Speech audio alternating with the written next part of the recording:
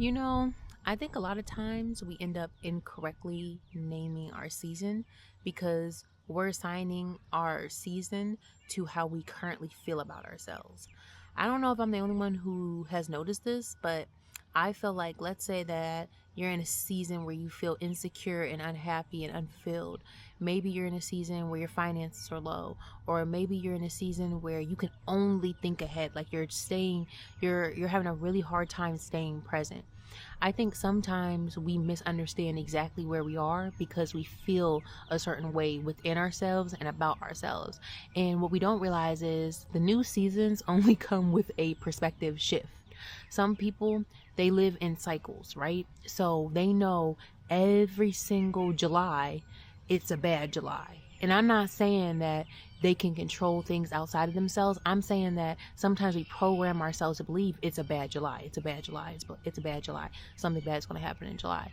Then something bad happens in July. You know what I'm saying? So it's like sometimes I think a lot of it is just old outdated belief systems that we hold on to for way too long because we're over familiar with it. We know ourselves when we are in distress or when we don't have any expectations. That's the thing that I see a lot, especially with women as they get older. Their expectations drop.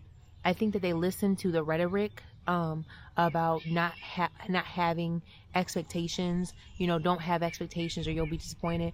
They listen to that and then they become unfulfilled. Like, these are women who are capable of amazing things, and this isn't to discredit the life that they're living right now, but what I'm saying is, like, their passion, their dreams, their skills, their creativity, it lies elsewhere.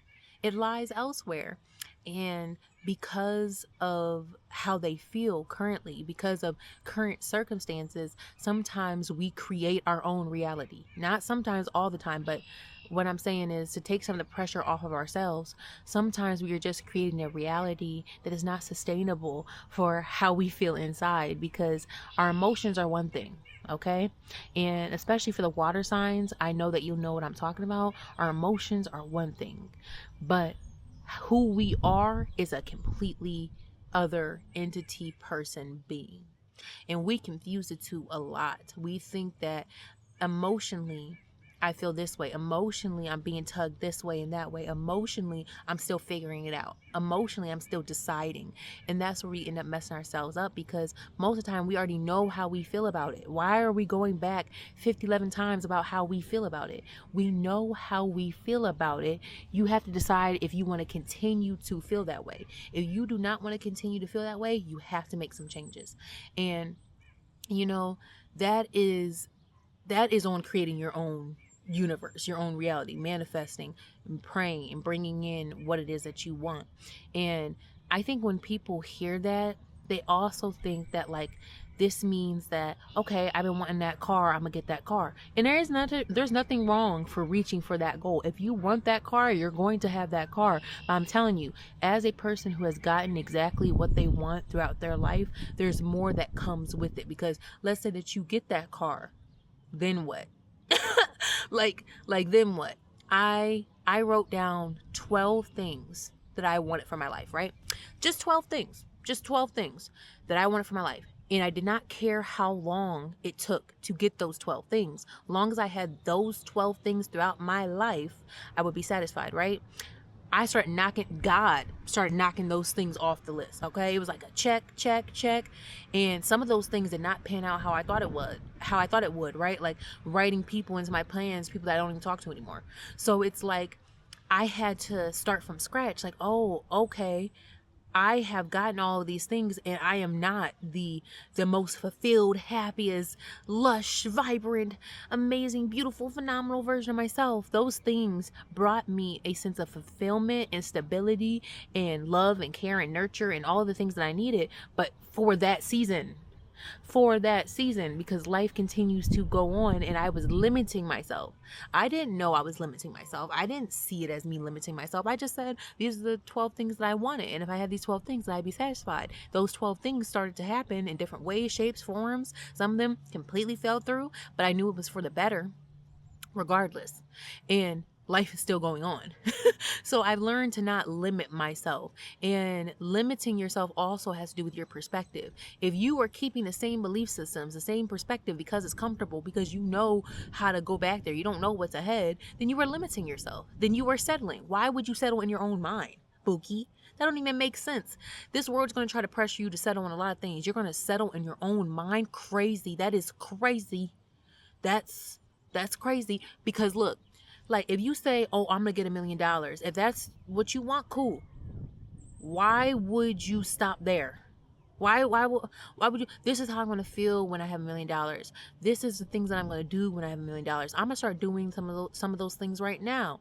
I'm gonna dabble in this and dabble in that. I'm gonna learn how to be alone right now, so I'm not so codependent that I'm paying people that don't deserve to be around me to stay around me. You get what I'm saying? It get that deep, to be honest with you.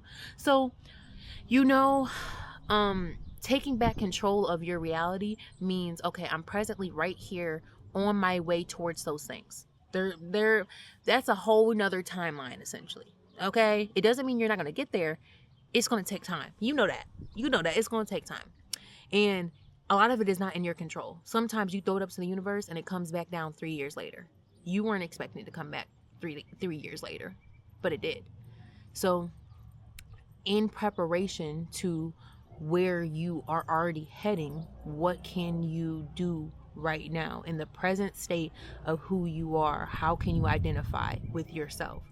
What are the things that you want to see yourself doing? What are the ways that you want to see yourself feeling?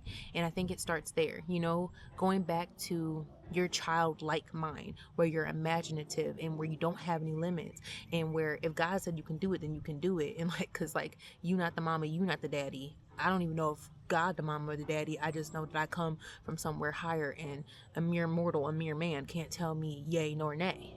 Yay nor nay. Yeah, I got it right. Anyway, but yeah, so just break free of the limiting beliefs and the belief that you just got to stay where you are because you've always been that way. Okay, are you boring? It's getting boring when you could be something new, someone new, try new things, be in a space of newness, let go of the old belief that every single July it's gonna get real hot. Every single July it's gonna be a terrible July. How about you say it's gonna be a good July? And that pattern, that curse, that hex, whatever was on me that caused bad things to happen every single July ends now, and it ends with me. I'm gonna have a beautiful July. So affirm yourself. It's okay to affirm yourself. It's okay to tap into your power in that way. A lot of people are afraid of their power, and I get it. I went through a whole deconstructing process, not even just with religion, but with limiting beliefs, with poverty, with so much heaviness and so much weight that I was carrying on my back. So yeah, it's all love, and I pray that you love yourself, and I pray that you love yourself into a new life. I pray you love yourself into a new life. Now clock that.